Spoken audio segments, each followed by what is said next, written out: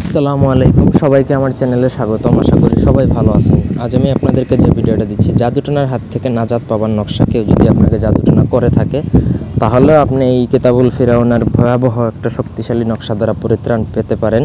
আবার যদি মনে করেন যে কেউ আপনাকে জাদুটোনা করবে তাহলে আগে থেকেই আপনি শেল্টার নিয়ে রাখতে পারেন। মানে দুই ক্ষেত্রেই এটা কাজ করবে। পুরো ভিডিওটা না টেনে শেষ পর্যন্ত দেখুন। আমার চ্যানেলটা সাবস্ক্রাইব করবেন, লাইক কমেন্ট শেয়ার করবেন। ব্যক্তিগত যে কোনো প্রয়োজন বা যে কোনো কাজের জন্য স্ক্রিনে দেওয়া নম্বরে সরাসরি ফোনে বা হোয়াটসঅ্যাপে যোগাযোগ করে যে কোনো কাজ করতে পারবেন, দেশে বা দেশের বাইরে থেকে। আরও যদি কোনো বইও প্রয়োজন হয় আমার থেকে যোগাযোগ করে নিতে পারেন বা এক্সচেঞ্জ করতে পারেন। 550-এর উপরে বই আছে জাদুটোনার।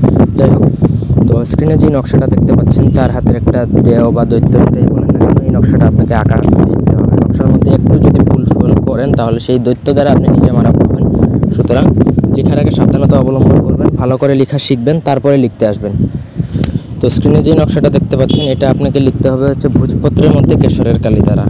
নকশাটা লিখবেন, তারপর যে কোনো শনি বা মঙ্গলবার দিনে লিখলে সব থেকে ভালো। যদি এমার্জেন্সি হয়ে যায়, আপনাকে দ্রুত করতেই হবে কাজটা, তাহলে আরও আগেও যে কোনো দিন করে ফেলতে পারেন, অসুবিধা নেই। নকশাটা লিখবেন, লিখে নিচে যার জন্য প্রয়োগ করবেন তার নাম, সে ছেলে হলে তার নাম এবং তার বাবার নাম, মেয়ে হলে তার নাম এবং তার মায়ের নাম লিখে একটা মাদুলিতে ভরে তার গলায় বা হাতে বেঁধে দেবেন।